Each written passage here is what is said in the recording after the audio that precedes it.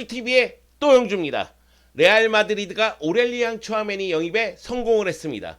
레알 마드리드와 추아메니의 만남, 와 기대된다. 레알 마드리드도 축하, 추아메니도 축하. 야, 이 둘이 만나서 시너지 효과를 낼 수 있을지 앞으로 지켜봐야 되겠죠. 저는 기대감이 매우 큽니다. 자, 레알 마드리드는 지난 11일 추아메니 영입을 확정지었다고 공식적으로 발표를 했습니다. 그때 나온 정보가 추아메니의 이적료는 8천만 유로 그리고 2천만 유로의 옵션이 포함되어 있다. 즉 1억 유로의 딜이다. 그러다 보니 일부 팬들은 추아메니가 잘하는 건 알고 있지만 너무 비싼 거 아니야?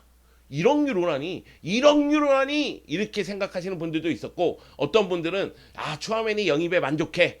역시 이제 추아메니가 온다면은 우리의 문제점들이 또 해결될 수가 있어. 이렇게 생각하시는 분들이 있었죠. 그런데 8천만 유로의 이적료는 정말로 높은 금액이에요. 레알 마드리드 역사에서도 네 번째로 높은 금액입니다. 첫 번째는 베일, 두 번째는 아자르, 세 번째는 호날두, 그리고 네 번째가 추아메니죠. 물론 베일 같은 경우에는 매우 잘해주다가 갑자기 골프 얘기가 나오면서, 물론 이제 부상도 계속 있었고, 아자르 같은 경우에도 햄버거 먹고 체중 관리 안 되고 부상도 있고 이러면서 여러 가지 이야기가 나오긴 했지만 추아메니는 다를 것으로 보입니다. 그만큼 재능이 뛰어나거든요.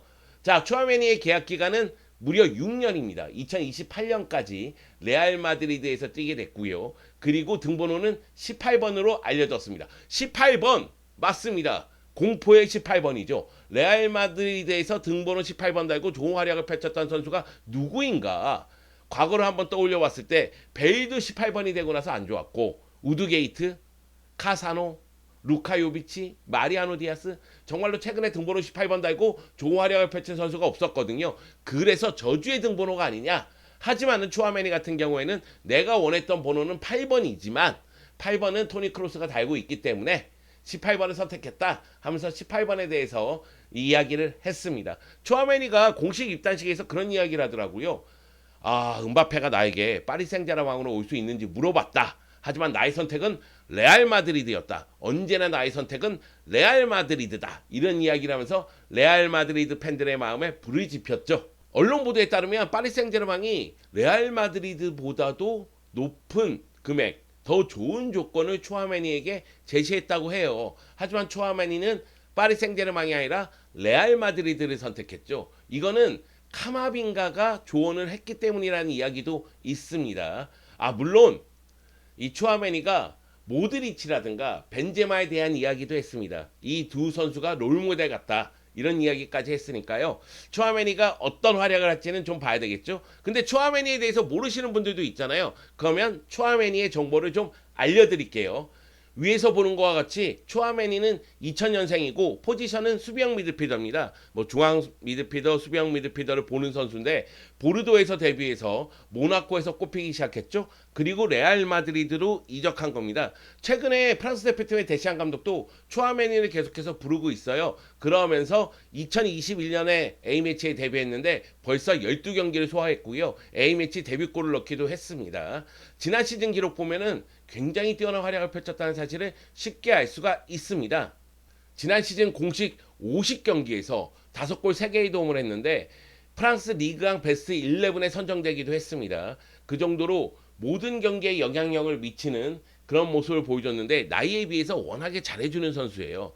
추아메니의 플레이 스타일을 봤을 때 장점이 진짜 많습니다.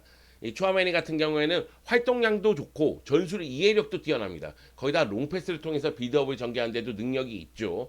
여기다가 강한 압박, 그리고 태클도 굉장히 정확한 편이에요. 공중볼 장악 능력도 갖고 있고요. 종종 뜬금없이 시도하는 중거리 슈팅이 굉장히 위력적입니다. 다만 제가 봤을 때는 짧은 패스를 했을 때 집중력이 떨어지면서 패스 미스가 있는 편이고, 패스 미스를 한 다음에 대처하는 능력이 조금 떨어져요. 그렇기 때문에 이런 부분에 대해서는 추아메니가 레알 마드리드에서 더 발전을 해야 될 것으로 보입니다. 추아메니가 영입된다면 레알 마드리드의 중원은 어떻게 변화할까요? 레알 마드리드의 중원은 크카모, 이렇게 설명이 다 가능했습니다. 크로스, 카세미르, 모드리치가 계속해서 선발로 뛰는 경우가 많았잖아요. 지난 시즌 같은 경우에도 팬들의 반대가 계속해서 높아짐에도 불구하고 크카모를 안첼로티 감독이 계속해서 고집했었죠. 근데 지난 시즌 모습 봤을 때 모드리치는 고군분투했지만은 카세미르도 약간의 아쉬움은 있었어요. 근데 크로스가 부상도 있고 기복도 있고 이런 모습이다 보니까 전체적으로 크카모에 대한 신뢰감이 떨어지는 상황이었거든요. 그리고 지난 시즌에는 카마빈가하고 발베르데가 성장을 했습니다. 물론 크카모가 나오면서 발베르데를 오른쪽 윙포워드로 기용하는 경우도 있었지만 발베르데가 확실히 볼을 간수할 수 있는 능력이 있고 스피드가 뛰어나고 볼을 운반할 수도 있다는 것을 보여줬죠. 여기다 카마빈가 같은 경우에도 성장하는 모습을 보여줬습니다. 그렇기 때문에 아마도 크카모 조합을 계속해서 활용은 하겠지만 지난 시즌만큼 끊임없이 선발로 쓰는 것보다는 발베르데라든가 카마빈가에게 기회를 줄 것으로 보이고요. 여기에 추아메니가 왔으니까 추아메니도 출전 기회를 잡겠죠. 추아메니의 위치를 봤을 때는 당연히 카세미로하고 경쟁을 할 것으로 보입니다. 카마빈가라든가 발베르데가 미드필드에 굉장히 다양한 위치에서 뛸 수는 있지만 카세미루 자리에서 뛸 때는 좀 아쉬움이 있었거든요. 그렇기 때문에 추아메니를 영입한 거예요. 추아메니가 영입되면서 카세미루도 이제 주전 경쟁을 해야 됩니다. 물론 카세미루가 계속해서 좋은 모습을 보여줬기 때문에 추아메니하고 주전 경쟁에서 우위를 가져갈 가능성은 있지만 추아메니가 등장함으로써 카세미루의 백업도 해결이 됐고 장기적인 시점에서 카세미르의 대체제도 구하게 된 겁니다. 그런 측면에서 추아메니의 영입은 상당히 효과적이다 이렇게 볼 수가 있겠죠. 다니 세바요스는 아마도 이적할 것으로 보입니다. 추아메니가 영입되면서 세바요스는 결국은 7번째 미드필더가 됐거든요. 그리고 지난 시즌에 세바요스가 잘했어야 되는데 세바요스가 발목 부상 때문에 1월부터 출전했어요. 그리고 출전한 다음에도 눈에 띄는 활약을 해주지 못했고요. 그런 측면에서 봤을 때는 세바요스는 이적할 것으로 보입니다. 결국 레알 마드리드의 미드필더는 크카모에다가 카마빈가 발베르데 추아메니로서 이제 운영이 될 것이고 레알 마드리드가 올 시즌에 더블을 달성했잖아요. 라리가와 챔피언스리그 여기다 덤으로 스페르코파까지 우승을 했는데 일단은 다음 시즌은 트래블을 노릴 것으로 보이니까 제가 생각하기에는 미드필더 라인을 6명으로 구성한다는 건 이 6명에게 모두 기회가 간다고 볼 수도 있습니다. 경기 수가 그만큼 많을 테니까요. 자, 레알 마드리드가 리디거하고 추아메니 영입했어요. 리디거를 영입하면서 수비를 강화시켰고 추아메니 영입하면서 미드필더를 강화시켰습니다. 이제 레알 마드리드의 목표는 선수단 정리 그리고 오른쪽 윙포워드 영입입니다. 음바페 영입에 실패를 하면서 공격수 영입에 뛰어들 수밖에 없는 상황이 됐습니다. 일단은 선수단 정리 얘기를 한다면은 마르셀로, 베일, 이스코는 떠나가게 됐고요. 자, 세바요스, 루카 요비치, 아센시오 같은 선수들도 이적할 가능성이 있습니다. 약 9명 정도를 정리한다는 얘기가 나와요. 그 가운데에서 리디거하고 추아메니 영입은 확정이 됐죠. 그리고 오른쪽 윙포워드를 영입해야 된다고 말씀을 드렸는데 오른쪽 윙포워드 같은 경우에는 가브리엘 제주스, 라임 스털링, 맨체스터 시티의 공격수들과 연결이 되고 있는데요. 가브리엘 제주스 같은 경우에는 영입할 가능성이 좀 떨어지고 있는 상황이기도 합니다. 그 이유는 비유로 커터 난 이유 때문에 그래요. 라리가는 난 이유가 3장인데 레알 마드리드 같은 경우에는 비니시우스, 호드리고, 밀리탕 이렇게 갖고 있으니까 가브리엘 제주스를 영입하기가 좀 어려워질 수가 있다. 그러다 보면 이제 라임 스털링이라든가 다른 선수의 시선을 돌릴 수가 있는데 저는 가브리엘 제주스를 영입하면 굉장히 좋을 거라는 생각을 가지기도 했습니다. 왜 그러냐면 레알 마드리드가 마리아노 디아스라든가 루카 요비치도 이적시킬 가능성이 있거든요.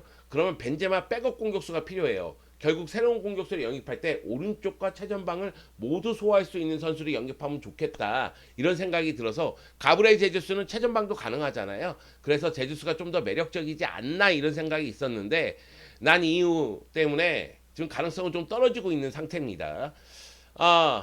최전방 스트라이커 벤제마 백업 문제가 있긴 있어요. 마리아노 디아스하고 루카 요비치가 떠난다면은 보르아 마요랄이라든가 아니면은 라타사를 백업으로 쓸 수밖에 없거든요.